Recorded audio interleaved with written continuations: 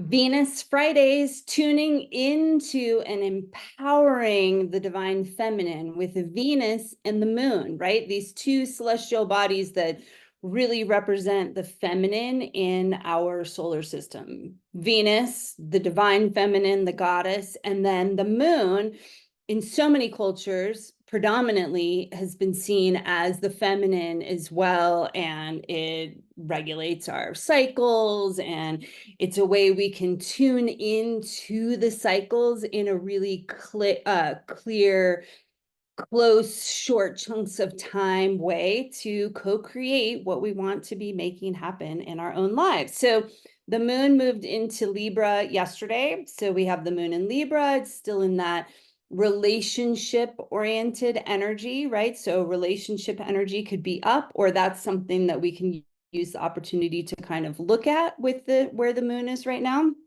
And then Venus just moves to the moon, and Venus just met together in the evening sky this past week. And that signals the time of when Venus, the divine feminine, is moving into a focus for a month on her root chakra and empowering her root chakra. So it's a time when we can focus on grounding and connecting into our bodies and our connection into the earth more. And so what kind of an intention did you set, or do you want to set, to focus on this month that enables you to be more grounded, be more in connection with the divine feminine of the earth, is the invitation with that. Then tomorrow, the moon moves into Scorpio, so that emotional, energetic kind of pull on our bodies is in that Scorpio water sign, which can feel like, well, I don't want to tell you what it can feel like. I want to hear what you feel it feels like for you, right? Because it's really different based on our charts and our soul paths and our lives and lessons, right? That's what really interests me about astrology, is like using it to help us have more awareness and consciousness of what's going on, but also to help us step into our power more, our feminine power more, and connect with what we're trying to be and do in this life that we have right now. So the moon moving into Scorpio, it could be like an invitation of just feeling. What are you feeling? Hey, let's do that's the question. What are you feeling while the moon is moving through Scorpio for a couple of days? Then on Sunday, the moon comes into a sextile, a flowing kind of relationship with Venus. And so this would be like something you could think about, like, where do you feel the flow of the feminine in your life? Where do you notice the flow? Where does it feel easy to step into your feminine power? Where do you feel like you embody that, you have that already down? So that's my question around the moon sextile Venus on Sunday. Then on Monday, we have the waxing, getting bigger moon, half moon. It's gaining light. We're in that part of the cycle between the new moon and the full moon. The waxing half moon in Scorpio as well, right? So the moon and the sun are in a square to each other, 90 degrees relationship. The sun is in Leo and the moon is in Scorpio. And so that is a time to check in with our new moon intention, right? So what goal did you set for this month? And if you haven't, you could do it right now with this half moon, but like, what's your focus? What do you want to focus on? A small, easy step, right? Micro actions. That's the way we accomplish things, rather than like huge sweeping, goals that are just too hard to accomplish or feel overwhelming. That's what happens for me. So it's a time to check in on Monday with your new moon intention, or set an intention for the rest of this moon cycle if you haven't had a chance to do that yet, and check in, like, where am I at with that? Am I taking that action I set to do? Am I not taking that action? Why am I not? What's not working for me about it? What's kind of blocking it? Or am I in alignment with it? So like for me in this new moon, I have this like serious love-hate relationship with sugar. It's like my dark master that like I can go huge swaths of time without having it, and then it just like sucks me in, and I just got sucked in again like last weekend. So part of my new moon intention was just to like break that cycle again. So on Monday, I can check in and be like, am I doing that? How's that feeling? Is that like hard? Is it working? Have I totally lost my intention and I've just been eating sugar, right? Sugar just messes with my nervous system so intensely. So that's what I'll be kind of checking in on my new moon intention around that. So it's like a concrete, like small step of like, just trying to not overdo sugar for myself this month. And so far, I haven't even been having any. So that's my best place to live. Okay, Tuesday, the moon moves into Sagittarius. So again, moon, feminine, that energy that pulls on us, that gravitational pull of the moon. Sagittarius, fire, intuition, being able to like check into like just getting like that gut hit, those downloads kind of a place. And Sagittarius is that explorer, that expansion type of energy. And so what do you feel expanded around, right? What kind of like lights you up and like opens up all the doors for you? That's a thing to feel into and check in while the moon is in Sagittarius.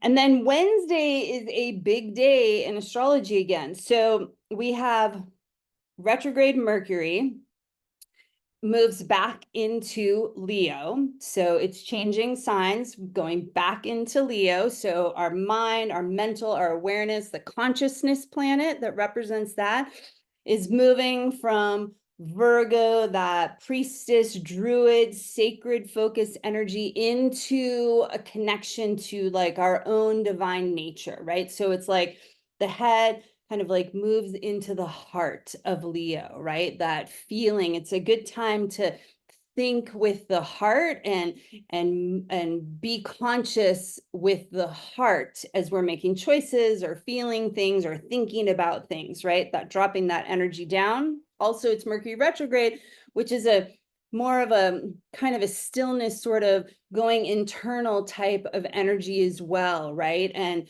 just letting our minds be in a more like pondering, kind of flowing, rather than a focused to-do list, get things done kind of a place. And that's why it can be challenging feeling for us. So also, the big thing on Wednesday is Mars and Jupiter come into their conjunction. So they are meeting together in the sky. They've been moving closer together, and now they come into their actual meeting on Wednesday in Gemini. So Mars, the divine masculine planet, Jupiter, the big expansion planet, right? So I think of Jupiter like whatever it touches, it adds steroid drops to it. So that can be good things or bad things, right? It can be things that feel good or don't feel good, right? It just makes bigger. Jupiter and Saturn are very like objective planets, right? One's not good and one's not bad. It's like, what are they touching and what are they setting off and how does that feel? So this is Mars. So there's an expansion, steroids energy added to the masculine with this conjunction, right? So what do you want to expand around your masculine side? Is there some part of that that you want to add more energy to, the taking action, getting things done? Or is it like, whoa, my masculine is already on steroids. I need to expand, like calming it down, not letting it be the guiding force in like all my choices and my actions, right? That kind of an energy. Plus it's Gemini, which Gemini is the energy air sign, right?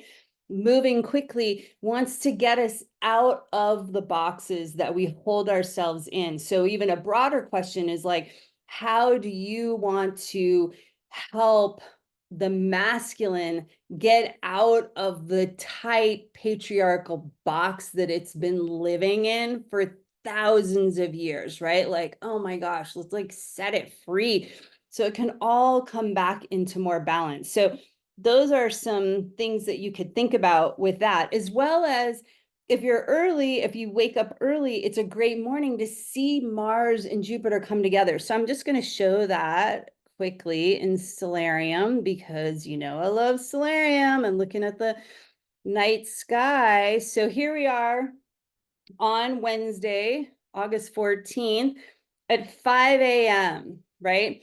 And here are Mars and Jupiter exactly together. So if you wait until it's like dawn and the sunrise, the light will start to block them out and you won't be able to see them. So this is something that you can see, you know, really early in the morning until sunrise. So I'm going to turn on the constellations on the constellation art so we can see this conjunction. I'm going to zoom in, move this here, zoom in and slide this down a little. So here's the bull constellation, right? Aldebaran, the eye of the bull, one of the royal stars. Here's the horns of the bull. And this Jupiter-Mars conjunction's happening right between the horns of the bull, which is, if you look at like Isis or other of the Egyptian deities and goddesses, right, they have the horns, which also can be seen as like the crescent moon, but with the sun disk in the middle. Oh, look, it made hearts. I love that. I never know when I can get it to do that or not. Mars and Jupiter are in that sacred place of the sky that many Egyptian deities, their crowns are about this part of the sky. So it's just interesting that it's like these goddesses, but we're talking about this divine masculine. So I think there's a lot of energy there around that, getting the masculine out of the box, just helping seed that. It's not like, oh, we're going to end the patriarchy on Wednesday, but it's like, what's one small step that we can take within ourselves that helps bring that more into balance and helps get us out of that patriarchal box that we make choices through, we focus on, you know, that kind of thing, so that we're helping to take a step there and move the energy back towards the goddess and the feminine, right? So that's where this is happening in the sky, which is very cool. So if you're up early, I encourage you to have a little look. And then finally, we have on Thursday, the moon moves into Capricorn, which is the energy of the crone, the sage, the wisdom keeper, the tall pine trees, right? Like sometimes people can feel like Capricorn is so boring. And it's like, because in like modern astrology, it's like, oh, it's the CEO, right? Ooh, woohoo, who wants to be like running the corporations right now? I mean, like some of us do, right? But the manager, the administrator, like it just doesn't get its due. It's like, it's the grandmother like energy, right? That indigenous idea of the circle of grandmothers who've like been around the block. They know what works, right? The environmental movement is a Capricorn type of energy. It's like, how do we protect the earth, connect to the earth, right? Earth sign, grounding. Like Capricorn is cool. Oh my gosh, we need more Capricorn of the feminine in our lives, right? Trusting our own like inner wisdom, our own inner sage that we all have, right? Like to use the term from India, we are all our own best guru because we really know. And that's a Capricorn kind of energy. So Mars comes into a square with Saturn that day. So again, another one of those objective, real world, middle world planets of like the contraction. So I think there's an expansion with Jupiter and then a contraction with Saturn to really help move us out of that box. So again, small micro actions. This is not about like changing the world on Wednesday and Thursday, but it's just about how do we take a small step in changing ourselves. And then lastly, with the aromatherapy, I love Douglas fir for Gemini because one, it's not actually even a fir, but it's called that. It's a pseudotsuga, and it's like this amazing little like cone that has this little like tail that goes into it. It's really cool. It's a very like playful kind of fun energy, but very grounded, right? Tall fir trees, super grounded. So it has a connection to the earth and that Capricorn kind of energy, but it wants to like shake things up and is playful and mischievous kind of an energy. So I think Douglas fir is an amazing one to use for this time. It can help ground us with the Venus being in the root chakra, but also encourage that getting out of the box, Gemini, Mars type of energy. All right. See you next week. Thanks for being here. Hope you have an awesome week.